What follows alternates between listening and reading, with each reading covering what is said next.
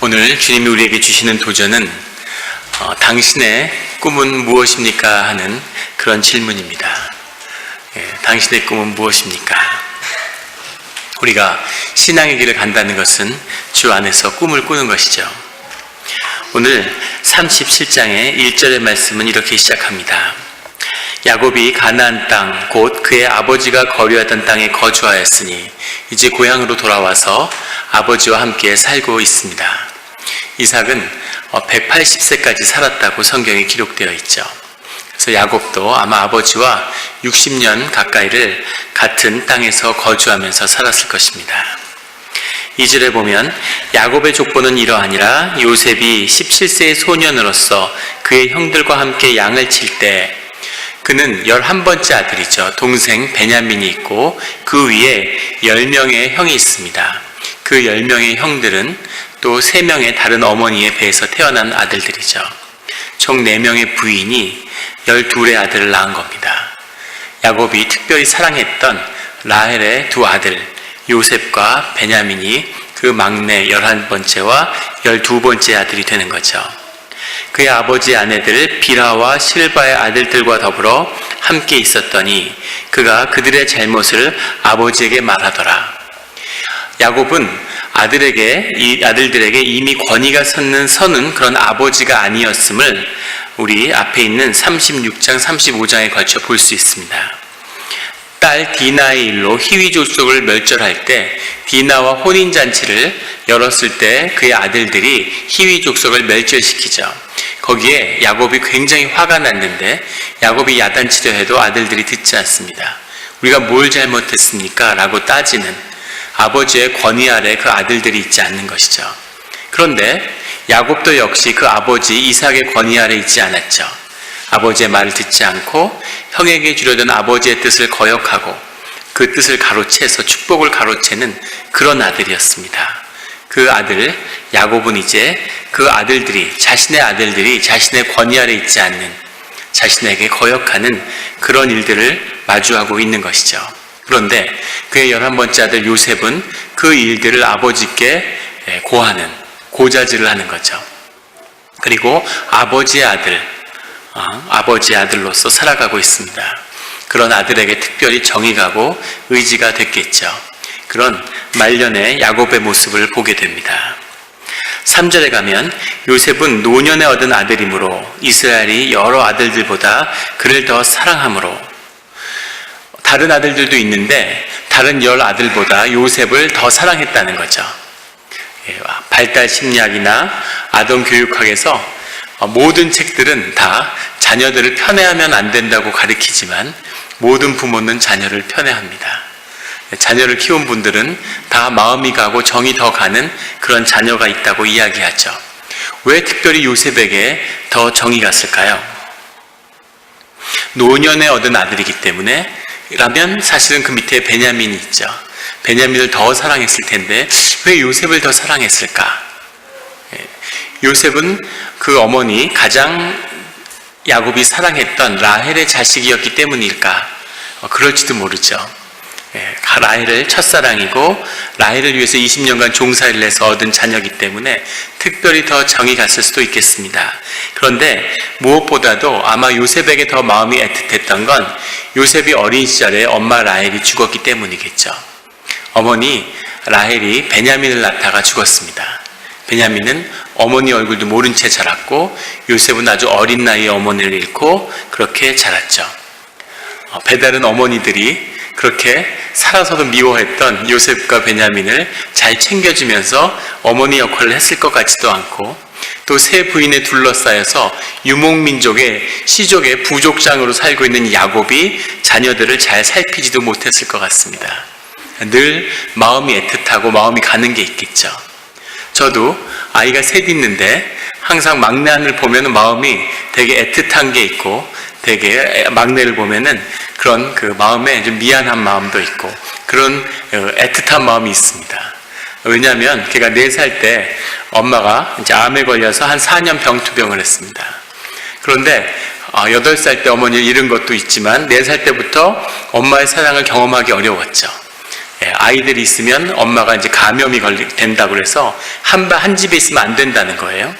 그래서 학교에서 집을 한 채 더 줘서 방을, 그래서 두 집도 해봤는데 너무 힘드니까 그걸 합친 거죠. 근데 애들이 가까이 오면 안 되기 때문에 4살 때부터 엄마 곁에 거의 가지를 못하는 겁니다. 그래서 늘 밖에 나가서 놀라고, 밖에서 늘 노는 것이 습관이 되니까 애가 해지기 전엔 집에 안 들어오는 거죠. 하루는 밥 먹으러 집에 들어오라고 그러니까 애가 눈이 동그랗게 뜨고 아직 해가 안 졌다고, 사람이 보이면 일단 끝까지 밖에서 놀다가 들어와서 씻고 인사만 하고 자는 거죠. 그래서 늘 보면 마음에 그런 애틋함이 있는 겁니다. 아마 야곱도 요셉을 보면 그런 애틋함이 있지 않았을까. 아버지의 사랑도 받지 못하고 어머니의 사랑도 받지 못하는 그런 요셉을 보면서 늘 안타까운 마음이 있고 좀 잘해주고 싶고 그런 마음이 있었겠죠. 그런데 야곱의 문제는 뭐냐면 그 요셉을 향해서 오늘 말씀에 나오는 것처럼 채색옷을 지어줬다는 겁니다. 다른 아들들은 챙기지 않으면서 아버지가 특별히 채색옷, 아름답게 그 모양을 낸 예쁜 천으로 섞어서 만든 이 채색옷을 요셉에게 입혀줬으니까 안 그래도 아버지를 따르고 아버지의 아들인데 요셉을 더 사랑하고 요셉에게 채색옷까지 입혀준 거죠. 다른 아들들이 얼마나 요셉을 미워했겠습니까? 미워하라고 입혀준 것 같은. 그래서 요셉은 다른 형들에게 미움을 받는 거죠. 4절에 보면 그를 미워하여, 5절에 보면 더욱 미워하였더라, 6절에 보면 그를 더욱 미워하더니 뭘 해도 점점 더 미워지는 거죠. 형제를 불화할 수도 있고 갈등이 있을 수도 있습니다. 그런데 왜 이렇게까지 미워하고 나중에 보면 형제를 죽이려고 하고 노예로 팔아먹고 어떻게 친구가 이렇게까지 깊을 수가 있을까? 근데 돌이켜보면 그의 아버지 야곱도 에서와 갈등하다가 에서의 죽음의 위협 때문에 집을 떠나게 되죠. 평생에 에서와의 관계를 회복하지 못했습니다. 야곱의 아버지 이삭은 이복 형제 이스마엘과의 갈등 때문에 힘들었죠. 평생에 걸쳐서 큰 어려움이 있었습니다. 그런데 왜 이 어려움들이 계속 반복되는 걸까? 그 갈등을 풀지 못하는, 그 갈등 속에서 자라난 할아버지의 형제들이 미워하고 그의 6촌, 8촌 형제들과 갈등하고 아버지가 갈등하고 아버지가 큰아버지와 갈등하고 자기의 형제들이 그걸 보고 자랐죠. 그리고 4명의 엄마들 끊임없이 서로 시기하고 갈등하고 다퉜을 겁니다. 빌하와 실바는 그 갈등하는 자매 라헬과 레아의 종들이었죠. 지금은 자녀를 낳고 동등한 부인의 위치에 있지만 과연 라헬과 레아가 빌하와 실바를 똑같은 부인으로 대했을까요? 그러지 않았겠죠. 내 종인데, 내 수발 들던 애들인데 뭐 이런 마음이 있었겠죠. 그의 자녀들도 똑같은 형제로 취급하지 않는 그런 마음이 있었을 거고 빌하와 실바 역시 그걸 잘 알았을 겁니다. 그 미움이 마음속에는 내 자식이 더 잘 될 거야, 두고 봐. 네가 내 주인이었다고, 상전이었다고 나를 무시하지, 나중에 자식들이 자라면 다를걸, 이런 마음들이 있고 서로 경쟁했겠죠. 자식을 보란듯이 더 잘 키우겠다고. 이렇게 부인들이 다투는데 그 앞에서 남편 야곱은 속수무책인 거죠. 그 갈등이 다음 때에 내려가서 자식들끼리 서로 목숨을 다툴 만큼 갈등이 깊어지고 있는데 야곱은 남편으로서도 아버지로서도 그 어떤 권위를 행사할 수 없는 겁니다. 이것이 지금 야곱이 마주하고 있는, 요셉이 살고 있는 현실이죠. 그런 요셉이 5절에 가면 꿈을 꾸는 겁니다. 요셉이 꿈을 꾸고 자기 형제들에게 말하며, 요셉이 꿈을 꿨는데 밭에서 단을 묶었는데 다른 단들이 자기에게 절하더라는 거죠. 또 꿈을 꿨는데 해와 별과 달이 자기에게 절하더라는 겁니다. 이것을 듣고 형들이 다 화가 나고 더 미워진 거예요. 11절에 가면 10절에 그 야곱이 그런 요셉을 막 꾸짖죠. 네 꿈대로 되겠느냐 이렇게 꾸짖어요. 그런데 11절에 그의 아버지는 그 말을 간직해 두었더라 하는 거죠. 아, 저 녀석이 꿈을 꾸는 녀석이구나, 꿈을 꾸는구나 하는 것을 아버지가 기억하고 바라보고 있는 거죠. 야곱은 어떤 마음이었을까? 요셉도 꿈을 꾸는 애네. 나도 꿈을 꾸는 사람이었는데. 야곱의 인생을 이렇게 이끈 것은 야곱이 꾸는 꿈이죠. 꿈을 꿨기 때문에 인생이 다 무너져 내리고 가진 고생을 하고 이 자리에 와 있는 거죠. 인생을 떠돌다가 100세 가까운 나이가 돼서 이제 고향에 와서 자리 잡고 있는데 자기의 자식 가운데 꿈꾸는 자가 있는 것을 보게 되는 거죠. 쟤는 앞으로 또 어떤 인생을 살게 될까? 아마 이런 마음이 있었겠죠. 다니엘처럼 꿈을 꾸니까 노예로 끌려가서 그 꿈을 의지하고 살아가지만 삶에 수많은 고난이 기다리고 있는 거죠.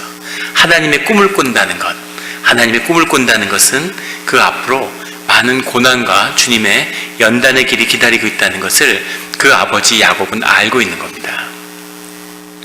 요셉은 꿈을 꾸죠. 우리도 꿈을 꿉니다. 세상의 모든 사람은 꿈을 꾸죠. 그런 분들이 계세요. 나는 꿈을 꾸지 않습니다. 나는 꿈을 안 꾸는데. 꿈을 꾸는데 기억하지 못할 뿐이죠. 모든 사람은 매일 밤중에 적어도 2시간, 1시간은 꿈을 꾼다고 합니다. 2시간마다 반복적으로 꿈을 꾸는 거죠.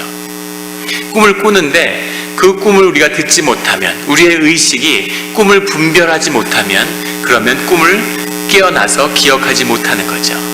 그런데 꿈을 기억하고 꿈의 소리를 더 기억하고 되돌아보게 되면 그런 꿈은 점점 더 많은 이야기를 내 내면을 향해서 하기 시작하는 겁니다.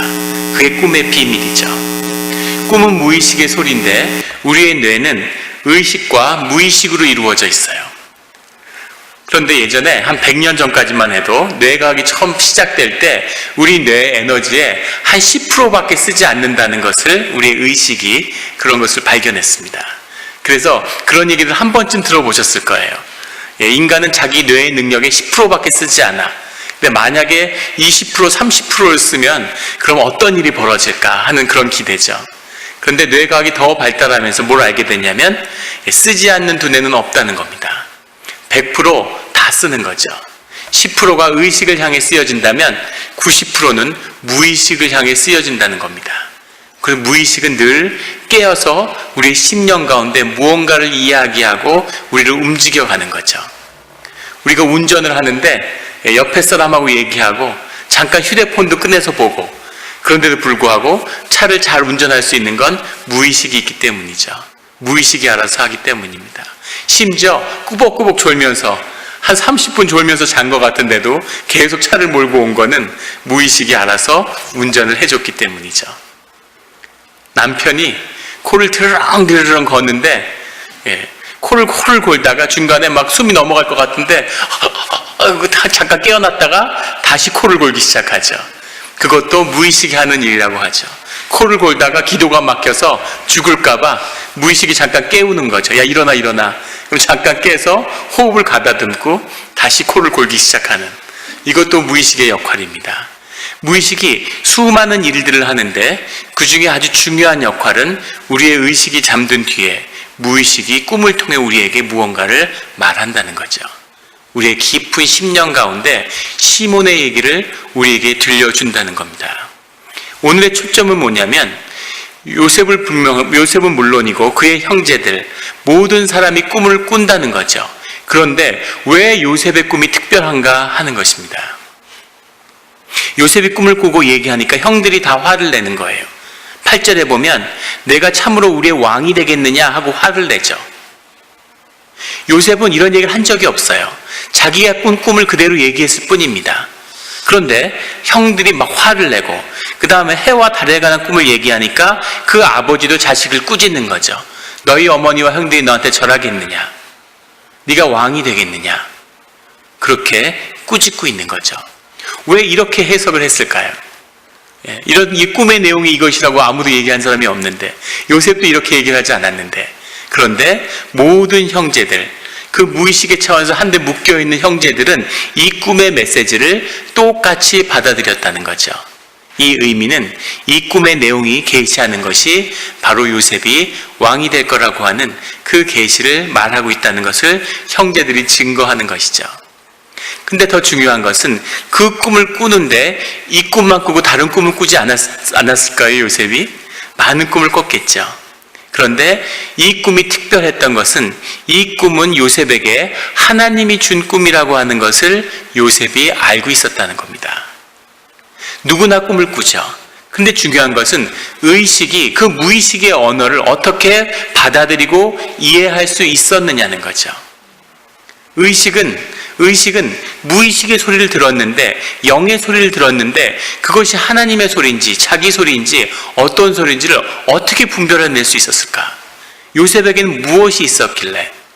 요셉은 이미 하나님에 대한 지식을, 하나님을 알고 있는 사람이었다는 이야기죠. 그렇다면 요셉에게 이 꿈과 하나님의 이야기를 누가 해줬을까 하는 겁니다. 누가 해줬을까요? 형들이 해줬을까요? 이복 엄마가 해줬을까요? 유목민족이기 때문에 형들이 자라면서 다 양떼와 소떼를 이끌고 독립적으로 들판에 퍼져서 양과 소떼를 키웠을 거예요. 그리고 야곱도 자신의 양떼와 소떼를 이끌고 풀을 따라 돌아다녔을 겁니다. 그런데 베냐민이 태어난 다음에 젖먹이 아이를 야곱이 데리고 다녔을까요? 아마 그러지 못했을 겁니다. 요셉과 베냐민은 두고 다녔겠죠. 그러면 베냐민과 요셉은 남아서 누가 키웠을까? 누군가에게 젖동량을 하고 유모가 있었겠지만 돌보는 보호자가 누구였을까? 그건 아마도 이삭이었을 겁니다. 눈이 보이지 않는, 젊어서부터 눈이 약한 이삭, 이미 젊은 야곱이 집을 떠날 때 눈이 잘 보이지 않았던 그런 이삭이 장님이 되어서 돌아다니지 않고 그 가장 중심에 거처에 본거지에 남아서 자기의 손자들, 막내 손주들을 돌봤겠죠. 직접 돌보고 이러진 않았겠지만 눈을 감은 채로 볕에 나와서 하루 종일 앉아서 자기 손주들과 이야기했을 겁니다. 손주들도, 요셉도 베냐민도 할아버지한테 계속 말을 걸고 이야기를 했겠죠. 저도 자라면서 아버지하고 별로 많은 대화를 못 나눠본 것 같아요. 한국의 남성들이 대부분 그러겠죠. 아주 가부장적이고 권위적인 집에서 자라고. 아버지도 제일 기억나는 이야기는 야 빨리 밥 먹자, 이런, 앉아서 그럼 같이 밥 먹고, 또 자라면서 지방에 근무하시고 그래서 이렇게 형제들이 방학이 되고 그러면 주말에 같이 이제 아버지를 만나러 가던 그런 기억들이 있어요. 하지만 많은 대화를 하면서 자라지 못하죠. 아버지는 바쁘니까.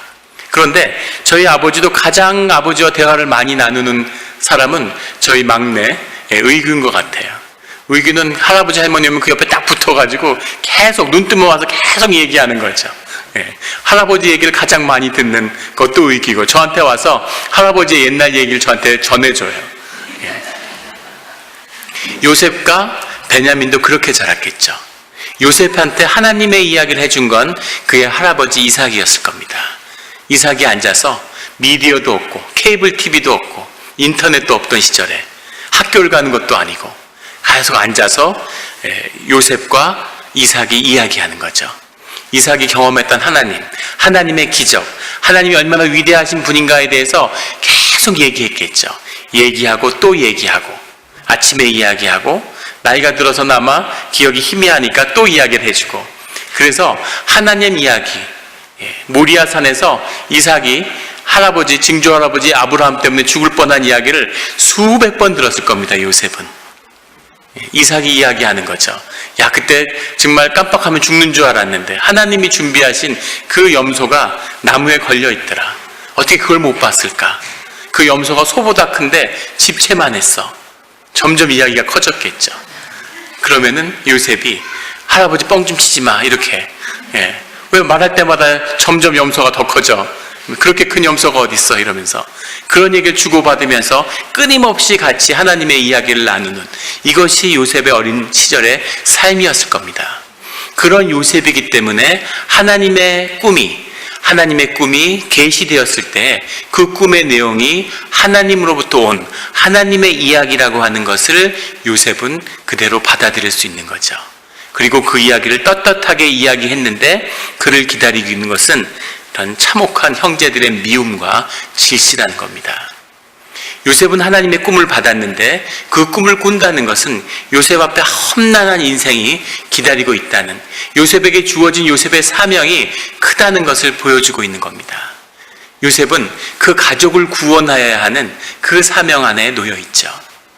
형제들이 질시하고 아버지가 질시하고 할아버지들이 질시하고 이제 그 이야기를 끝내야 되는 그 가족이 하나가 돼서 이제 주님의 구원의 길로 들어가야 하는 그 일을 완수해야 하는 사명이 요셉에게 놓여 있는 거죠.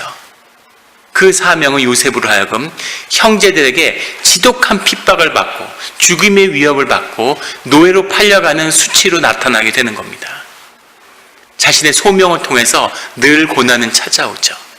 가족을 구원해야 되는 요셉을 정작 핍박하는 것, 나중에 요셉에게 가장 큰 은혜를 받는 자들이 그의 형제들인데 요셉을 핍박하는 건 바로 그 형제들인 거죠.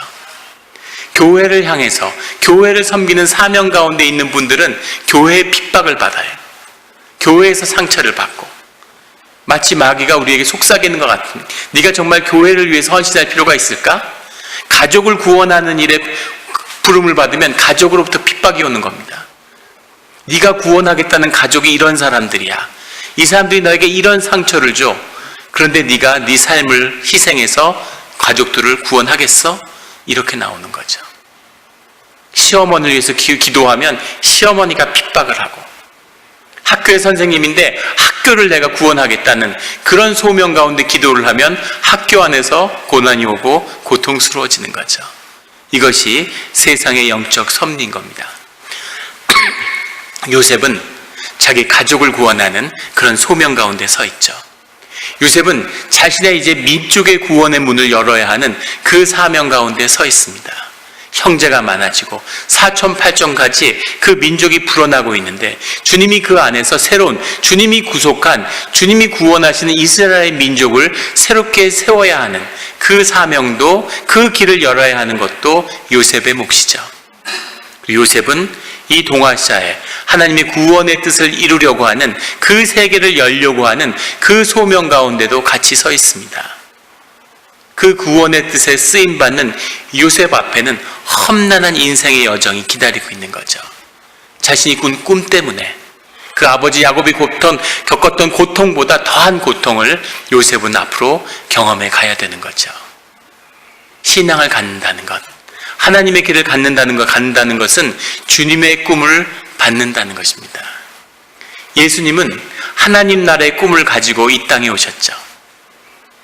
복음을 선포하고 세상을 구원하고자 하는 그 뜻으로 이 땅에 왔지만 주님을 기다리는, 주님의 꿈을 기다리는 것은 환호와 환영이 아니라 박해와 모욕을 가하고 십자가에 못 박는 그 꿈이 완전히 깨져버리는, 그것이 예수님이 경험했던 육신의 삶이었습니다. 우리는 무슨 꿈을 가지고 있을까요? 다 이민 오실 때 꿈들이 있었을 겁니다. 미국에 올 때는 뭔가 멋지고 화려한 꿈들이 있겠죠. 꿈을 이루셨습니까? 그 꿈이 깨지고 아픔이 있고 눈물이 있고 그 꿈이 깨진 자리에서 주님 앞에 서 있는 거죠. 신앙의 길을 갖는다는 것은 예수 그리스도의 그 깨진 꿈, 그 꿈과 만나는 겁니다. 그 꿈을 만나서 그 꿈이 내 꿈이 되는 거죠. 이제 그 꿈을 내가 받아서 이 꿈을 살아서 이루어 가겠다고 하는 그 소명 속에서 살아가는 겁니다. 이 꿈을 살아서 이룰 수 있을까요? 우리가 이루지 못한다면 이 꿈을 더 키워서 더 큰 꿈을 우리 자녀들에게 유산으로 물려주는 것이죠. 이것이 신앙의 길입니다. 이것이 우리가 가는 신앙이죠. 꿈이 이루어질 수도 있지만 이루어지지 못할 수도 있습니다. 하지만 그 꿈을 붙잡고 사는 것이, 그 깨진 꿈 때문에 우리가 아파하는 것이 우리의 삶을 존귀하게 만드는 것이죠. 그 꿈이 우리의 삶에 의미를 더하는 것입니다. 그 꿈에 부름받아서 그 꿈에 붙잡혀 살아가는 것이, 그것이 신앙의 길이죠. 어떤 깨진 꿈을 갖고 계십니까? 그 꿈을 붙잡고 그 꿈 안에서 주님을 만나며 예수 그리스도를 만남으로 그 깨진 꿈이 계속 꾸어지는, 이어지는 꿈이 되는 겁니다. 그 꿈을 자녀들이 상속해서 자녀들은 더 멋진 꿈을, 더 위대한 꿈을, 어떻게 먹고 살까? 내 집을 마련할까? 거기서 시작했던 그 꿈이 사람이 구원받고 생명이 살아나며 하나님의 나라가 이 땅에 임하는 것을 보는 그런 꿈과 만나는 거죠. 우리 모두 꿈이 깨어진 그 자리에 서 있습니다. 하나님의 깨진 그 꿈을 만나서 존귀한 삶으로, 영원한 삶으로 들어가는 그 축복이 함께하기를 예수 그리스도 이름으로 축원합니다. 기도드리시겠습니다.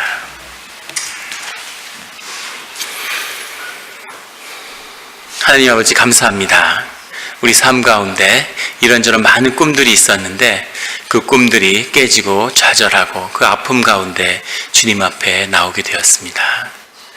주님께 기도드리면서 우리가 주님의 깨진 꿈을 만나게 됩니다.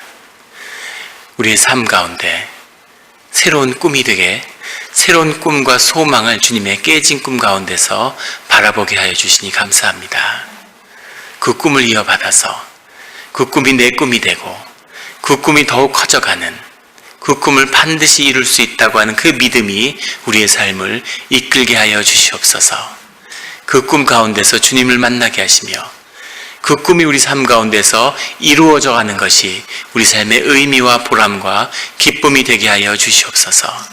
그냥 한번 사는 삶, 그냥 살다가 잊혀지는 그런 삶이 아니라 주님의 꿈 가운데서 주님과 만나서 그 꿈을 함께 꾸며 그 꿈이 이루어지는 자리에서 기억되는 그런 존귀한 의미 있는 그런 시간으로 우리의 삶을 인도하여 주시옵소서. 감사드리며 예수 그리스도 이름으로 기도드렸습니다. 아멘.